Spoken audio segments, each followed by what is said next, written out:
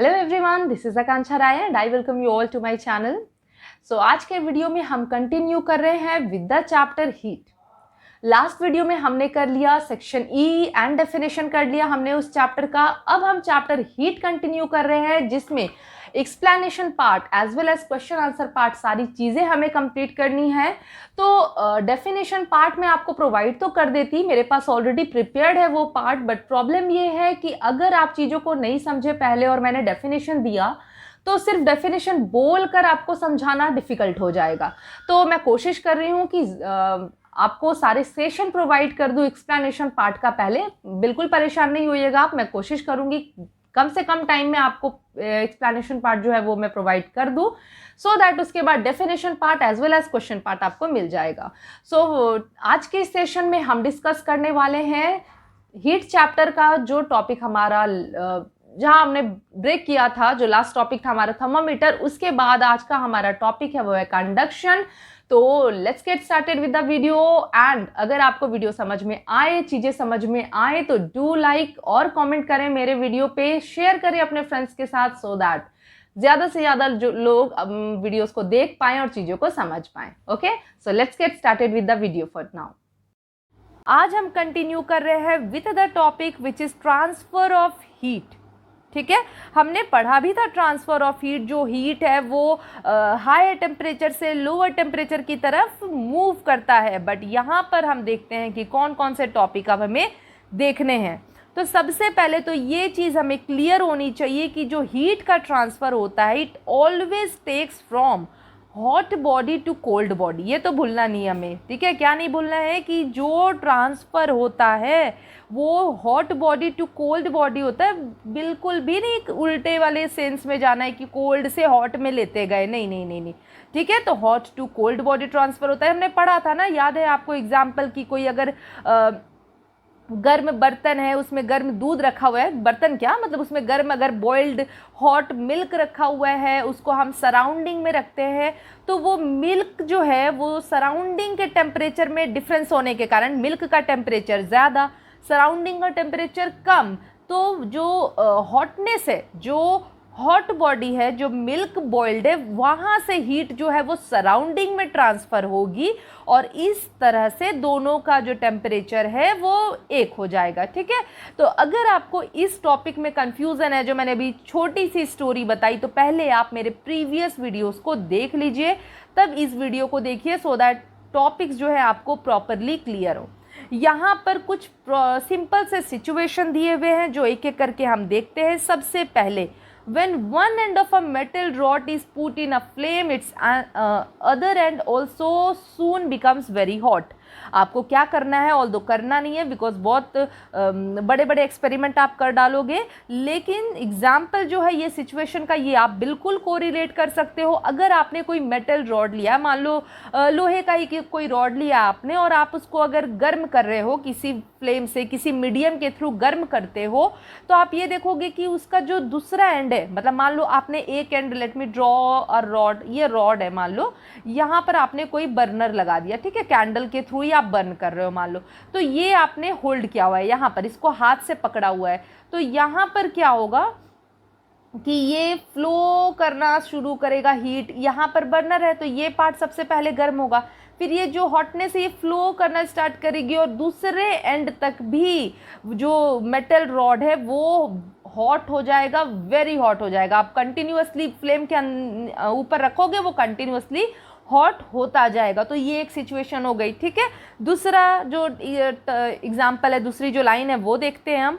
अगर हम किसी हॉट ग्लास, हॉट वाटर को, मतलब हमने गर्म पानी रखा हुआ है किसी ग्लास में, उसको हम टेबल पे रख देते हैं, तो वो थोड़े टाइम बाद क्या हो जाएगा, ल्यूक वार्म हो जाएगा। ल्यूक वार्म मतलब जो कहते हैं ना गुनगुना हो जाता है, ना बहुत ठंडा हुआ ना बहुत गर्म रहा, एक नॉर्मल टेम्परेचर पे आ जाता है, तो वो केस उसका हो जाता है, जो एग्जाम्पल मैंने अभी अभी आपको मिल्क वाला दिया था। ठीक है, नेक्स्ट देखें तो when a metal chair is left out in the sun on a hot summer day it becomes too hot to sit on. आप सिंपली एग्जाम्पल सोचो, अगर कहीं लोहे का बेंच है, आप किसी पार्क में भी जा रहे हो, लोहे के बेंचेस होते हैं, तो अगर बहुत ज़्यादा धूप है बाहर और आप उस लोहे के बेंच को टच करोगे ना, तो आप बोलोगे बाप रे कितनी ज़्यादा ये कितना ज़्यादा ये जो बेंच है, जो लोहे का बेंच है वो गर्म हो गया है। ठीक है, तो ये तीनों एग्जाम्पल जो है, तीनों सिचुएशन जो है वो क्या शो करते हैं, ट्रांसफ़र ऑफ हीट। और ये तीनों आपने अपने लाइफ में फेस किया है, एक्सपीरियंस किया है। ठीक है, यहाँ पर हम नेक्स्ट लाइन को देखें, इन सारे केसेस में ट्रांसफ़र ऑफ हीट हो तो रहा है, बट हो रहा है हॉट ऑब्जेक्ट से कोल्ड ऑब्जेक्ट की तरफ। ठीक है, इसीलिए हम कहते हैं there is a net transfer of heat from the hot object to the cold object. ये पढ़ चुके हो आप। नेक्स्ट देखें तो in nature there are 3 methods of transfer of heat. अभी तक हमने ट्रांसफर ही करवाया hot object to cold object, but जो ये ट्रांसफर हो रहा है ना, इसके 3 मेथड होते हैं हमारे नेचर में। First is conduction, second is convection और थर्ड है रेडिएशन। तीनों हमें बहुत अच्छे से इस चैप्टर में पढ़ने हैं। सबसे पहले let's start with the topic conduction. ये सबसे सिग्निफिकेंट मेथड होता है, सबसे कॉमन मेथड होता है ट्रांसफर ऑफ हीट का। किस में? सॉलिड्स में। याद रखना है, ये चीज़ आपको बिल्कुल से याद रखना है कि कंडक्शन जो है सिग्निफिकेंट मेथड है ट्रांसफर ऑफ हीट का। किस में? सॉलिड में। Fine, in this method heat is transferred from one particle of the object to the next. अब देखो ये पार्टिकल का मीनिंग क्या हुआ। मान लो ये कोई मेटल रॉड है, जो अभी हमने एग्जाम्पल देखा, तो इसमें ये बना होता है बहुत सारे पार्टिकल से, बहुत छोटे छोटे पार्टिकल, दिखेंगे भी नहीं वैसे। ठीक है, बहुत छोटे छोटे पार्टिकल का ये पूरा जो मेटल रॉड है ये बना हुआ है। तो जब भी हीट हम इस जगह पे प्रोवाइड करते हैं, मान लो हमने हीट प्रोवाइड किया, ये येलो कलर से देख रहे हैं हम, हीट हमने इस तरफ से प्रोवाइड किया किसी भी मीडियम से, तो क्या होता है हीट जो है वो मूव करना शुरू करता है, उसका मूवमेंट होता है। तो ये पार्टिकल प्रेजेंट है इसमें, इस पूरे रॉड में पार्टिकल प्रेजेंट है। ठीक है, जिसको हम क्या कहते हैं? मॉलिक्यूल कह रहे हैं। तो ये क्या करते हैं? मूव करते हैं one particle to the next particle. कौन मूव कर रहा है? हीट मूव कर रहा है। पार्टिकल अपने जगह पे ही रहेंगे, वो अपना प्लेस नहीं छोड़ेंगे। अच्छा मैं यहीं हूँ तो मैं यहीं हूँ, मैं नहीं हिलूंगा। पर जो ये हीट है ना, मान लो कि ये मैं आपको बड़ा दिखाने के लिए और समझाने के लिए ऐसा बना रही हूँ, ऐसा नहीं सोचना इतना बड़ा बड़ा होता है। मान लो ये हीट ही है, तो ये आया इस पार्टिकल पे, फिर ये आया इस पार्टिकल पे, ये मूव कर रहा है, ट्रांसफ़र हो रहा है। ठीक है, बट ये जो पार्टिकल्स है ना, ये नहीं हिल रहे। ये क्या करते हैं? अपने ही पोजीशन पे बस वाइब्रेट करते हैं, अपने ही पोजीशन पे रह के वाइब्रेशन शो करते हैं। बट ये एक जगह से दूसरी जगह नहीं चले जाते, बस keep on passing heat energy to their next in line neighbours. बस पास करने का काम करते हैं। जैसे आप मान लो एक लाइन में 10 लोग खड़े हो गए हो, 10 फ्रेंड, आप क्या करो? एक लाइन में खड़े हो जाओ और आपको यहाँ से कोई बॉल दे दी जाए, तो आप क्या करोगे? इसको हाथ से दे दोगे, फिर ये इसको हाथ से दे देगा, ये इसे हाथ से दे देगा। तो आप अपनी पोजीशन नहीं चेंज कर रहे हो, आप हाथ का मूवमेंट तो कर रहे हो। ठीक है, क्योंकि बॉल ऐसे फूंक के तो नहीं जा पाएगा, आप हाथ का मूवमेंट कर रहे हो पर अपनी पोजीशन नहीं चेंज कर रहे हो। वैसे ही ये जो मॉलिक्यूल हैं ये अपनी पोजीशन नहीं चेंज कर रहे, ये क्या कर रहे हैं? सिर्फ हीट को पास ऑन कर दे रहे हैं। अच्छा आ गए तुम, अच्छा चले जाओ, नेक्स्ट वाले पे चला जाओ, फिर नेक्स्ट वाला क्या बोलेगा? अच्छा नेक्स्ट वाले पे चले जाओ। तो इस तरह से जो हीट का ट्रांसफ़र है वो होता है कंडक्शन प्रोसेस में। ठीक है, चलो फिर आगे देखते हैं। यहाँ पर आपको बहुत ही सिंपल सा एक एक्टिविटी दिया हुआ है, आपको क्या करना है मैं बताती हूँ। तो सिंपली ये डायग्राम है, उसको देखो, ये 2 स्टैंड रखे हुए हैं मान लो। फाइन, यहाँ पर क्या किया है? एक मेटल रॉड रख दिया है हमने। ठीक है, क्या किया? मेटल रॉड रख दिया और इस मेटल रॉड को हमने वैक्स से कवर कर दिया। आप कोरिलेट करो ना, एक कैंडल है, ये कैंडल जल रही होती है तो देखते हो ना मेल्ट करता है इसका जो वैक्स है। ये नहीं, ये एरो इधर से होना चाहिए। मैं बोलोगे मैम आप तो फ्लेम को ही नीचे करवा दी। नहीं, ये फ्लेम मस्त अपना जल रहा है। ठीक है, जो ये कैंडल है ना, इसका जो मोम वाला पार्ट जो कहते हो आप, वैक्स, ये जो है ना पिघलता है तो ये छोटा होता जाता है। ऑब्वियसली कैंडल ऐसा थोड़े कि एक बड़ा कैंडल है वो बड़ा ही रह जाएगा, वो छोटा होते जाता है जैसे जैसे ये बर्न होते जाता है। तो आप देखोगे जो ऊपर का यहाँ पर पार्ट होता है, let me use a different colour, जो यहाँ पर, तो ये थोड़ा आप इसको टच करोगे ना, गर्म होता है ऑल्दो थोड़ा, तो एक्सपेरिमेंट करने में मज़ा आता है। तो इसको टच करोगे तो वो उतना वो, ये तो पूरा सॉलिड है कैंडल, लेकिन यहाँ वाला पार्ट उतना सॉलिड नहीं होता, वो आपके हाथ में आराम से आ जाता है थोड़ा मोटे से लिक्विड के फॉर्म में, है कि नहीं। तो ये जब आप हाथ में ले लेते हो तब तो लिक्विड लिक्विड होता है, लेकिन हाथ में बस सेकेंड भर रहने के बाद वापस से वो जम जाता है, वापस से वो मोम के फॉर्म में आ जाता है, दैट इज़ वो सॉलिड वैक्स बन जाता है, ठीक है। तो यहाँ पर क्या करना है, इसी फॉर्म में जब ये प्रेजेंट है वैक्स, तो उसको इस मेटल रॉड पे ना पूरा कवर कर देना। आप यहाँ पर हाथ से नहीं करना ये काम, क्योंकि ये गर्म होता है, ये बहुत गर्म होता है, आपका हाथ जो है वो जल सकता है। तो हम क्या करेंगे, कोई स्पैचुला या किसी चीज़ के हेल्प से इस पूरे रॉड को हम कवर कर देंगे। किस चीज़ से, ये जो आपका वैक्स है उससे, मिल्टेड वैक्स से, ठीक है। मिल्टेड वैक्स आपका इस यहाँ पर लाइन आप देख सकते हो, मिल्टेड वैक्स, क्योंकि सॉलिड वैक्स को कवर करना मुश्किल होगा, मेल्टेड होगा, पिघला हुआ होगा, तो आप उसको कवर कर दिया आपने। अब क्या करना है ना, यहाँ पर क्या करना है, छोटे छोटे बटन टाइप के कुछ आप लगा दोगे, छोटा मेटल का कुछ भी हो आप इस वैक्स के ऊपर उसको ऐसा ऐसा करके लगा दिया, चिपका दिया, ठीक।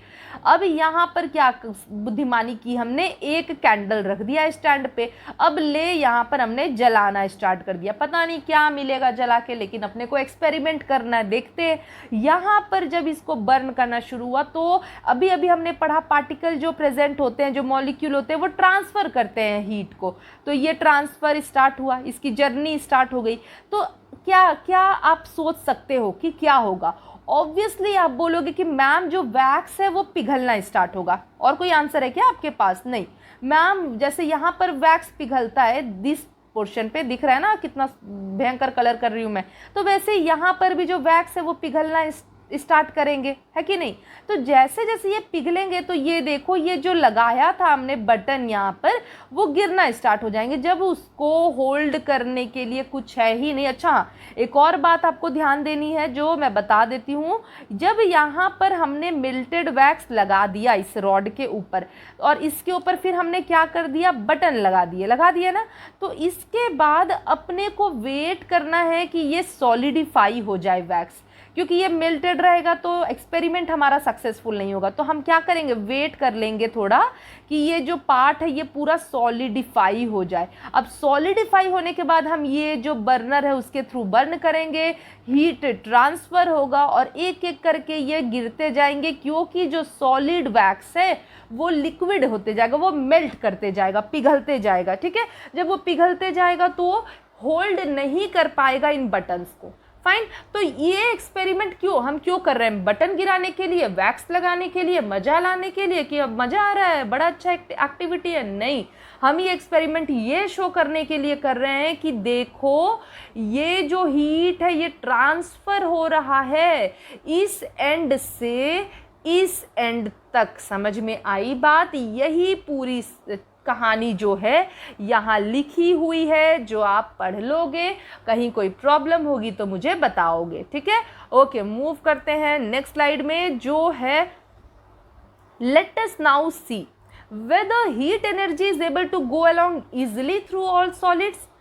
हम देखते हैं कि जो ये ट्रांसफ़र मैम आप बता रही हैं कि बड़े मज़े से हीट ट्रांसफ़र हो रहा है, ये बड़े आराम से सारे सॉलिड में चल जाता है या फिर कोई प्रॉब्लम भी होती है? ऑब्वियसली प्रॉब्लम होगी, कुछ भी लाइफ में आसान नहीं है, तो प्रॉब्लम यहाँ पर भी होती है। पर प्रॉब्लम क्या होती है? कुछ सॉलिड्स जो है ना वो खड़े हो जाते हैं, कुछ सॉलिड्स खड़े हो जाते हैं और बोलते हैं ना कि ना ना ना ना ना, हम नहीं अलाउ करेंगे। ये गैंग जो है ये खड़ी हो गई और बोलेगी ना भाई ना, हम तो ट्रांसफ़र को अलाउ नहीं करेंगे, ये अलाउ ही नहीं करेंगे। किस चीज़ का ट्रांसफ़र? हीट का ट्रांसफ़र। तो ऐसे ऑब्जेक्ट जो हैं उन्हें हम क्या कहते हैं? उन्हें हम कहते हैं bad conductor of heat. Bad conductor क्यों? क्योंकि ये हीट को नहीं अलाउ कर रहे हैं ना, तो हीट क्या बोलेगा कि तुम बैड कंडक्टर हो, तुम हमको कंडक्ट नहीं करने दे रहे हो, तो तुम क्या हो? बैड कंडक्टर हो।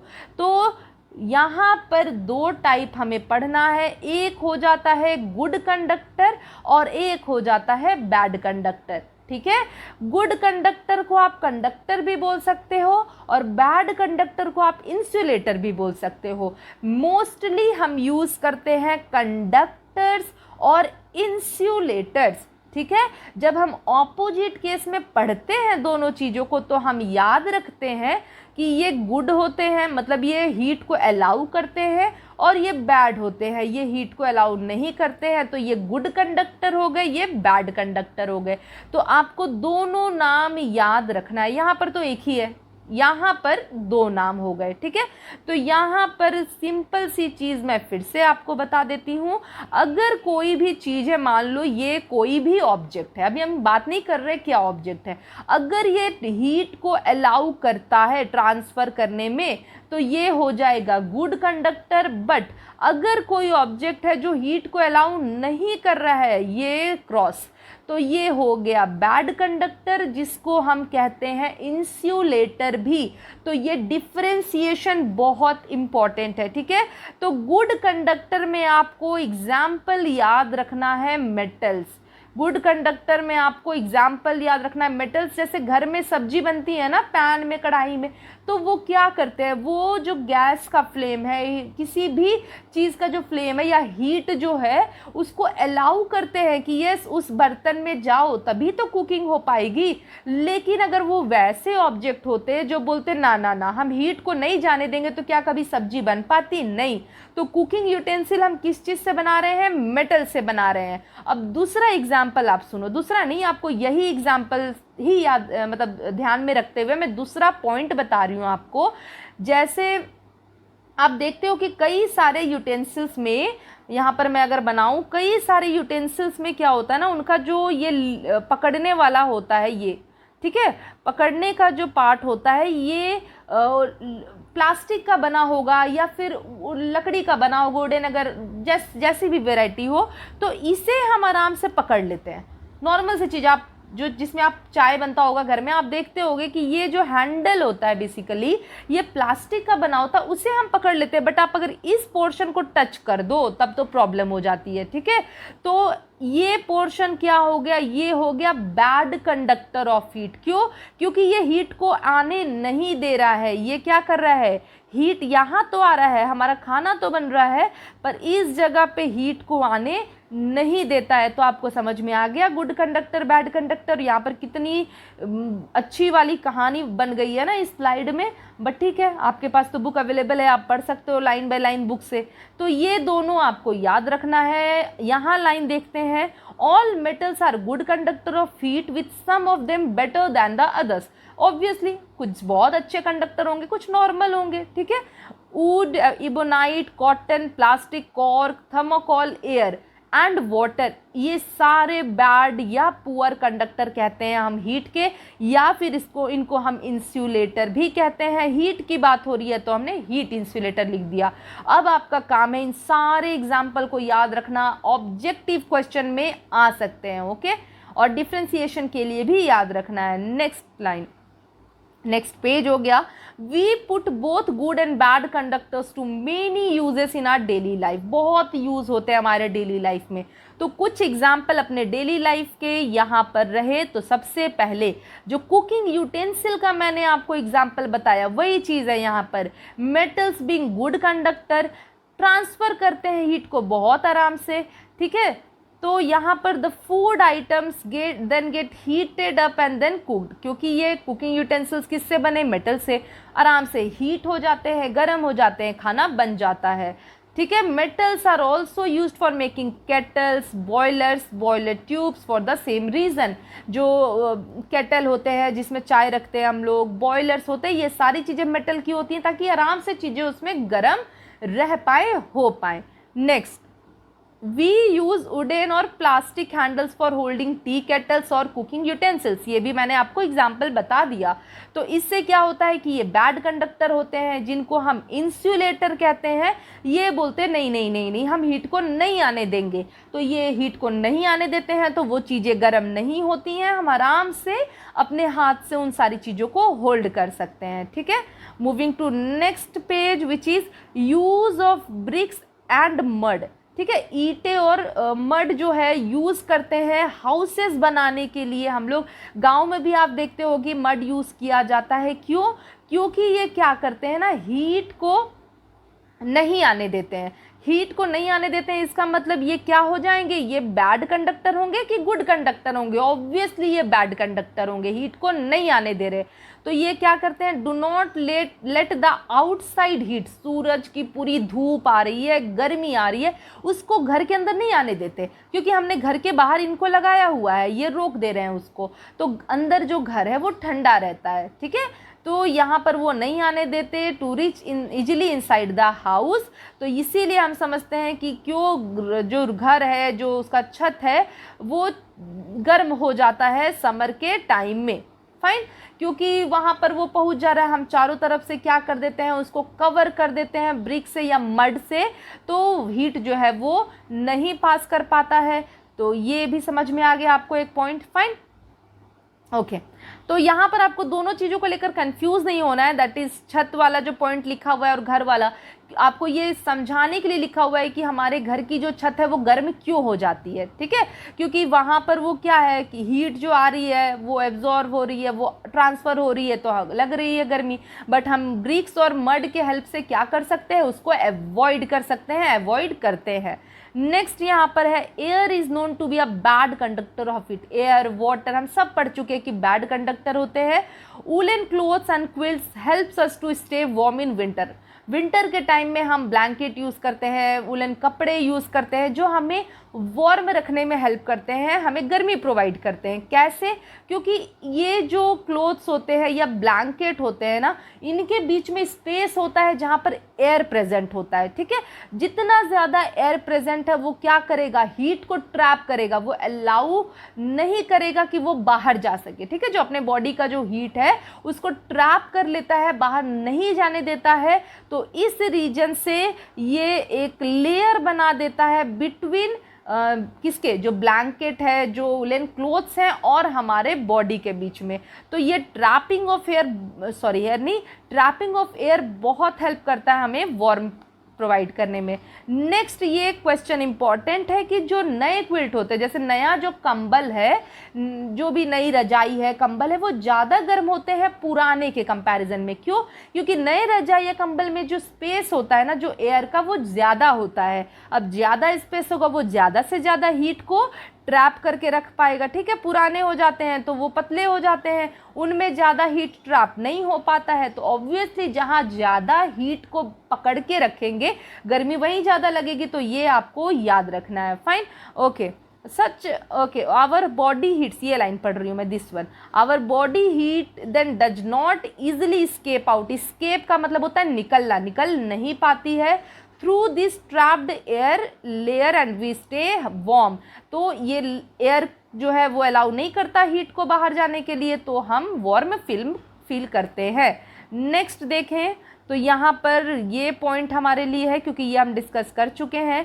Ice boxes are often made as double walled container. जो आइस बॉक्स होते हैं जहाँ पर हम यूज़ करते हैं, जिनको आइस बनाने के लिए वाटर डालते हैं ना, आइस बनता है, वो डबल वॉल्ड कंटेनर होते हैं। क्यों? ये डबल लेयर होता है, तो इसके कारण जो बाहर की हीट है उसको वो अलाउ नहीं करता है कि वो बॉक्स के अंदर जाए। ठीक है, तो बाहर की हीट अंदर नहीं जाती है, तो आइस जो है वो जल्दी मेल्ट नहीं होता है। अगर हीट चली जाएगी तो ऑब्वियसली आइस जो है वो पिघल जाएगा और अपने को पिघलाना नहीं है, हमें आइस स्टेज में ही रखना है, तो उस केस में ये डबल वॉल्ड कंटेनर्स होते हैं। ठीक, तो ये सारे पॉइंट्स हो गए कंडक्शन के। अब हमें कंटिन्यू करना है विद द टॉपिक कन्वेक्शन, जो हम पढ़ेंगे अपने नेक्स्ट वीडियो में। टिल देन अगर आपको कोई प्रॉब्लम है तो बिल्कुल से कमेंट सेक्शन में अपना कमेंट करें। डेफिनेशन इस पार्ट का ऑलरेडी कंप्लीट हो चुका है। आई एम जस्ट वेटिंग कि मैं जल्दी से जल्दी आपको इसका एक्सप्लेनेशन पार्ट जो है वो प्रोवाइड कर दूँ, सो दैट जो क्वेश्चन आंसर पार्ट है, जो डेफिनेशन पार्ट है, आपको मिल जाए टाइम पे। ठीक है, so till then stay safe, take care and bye bye everyone.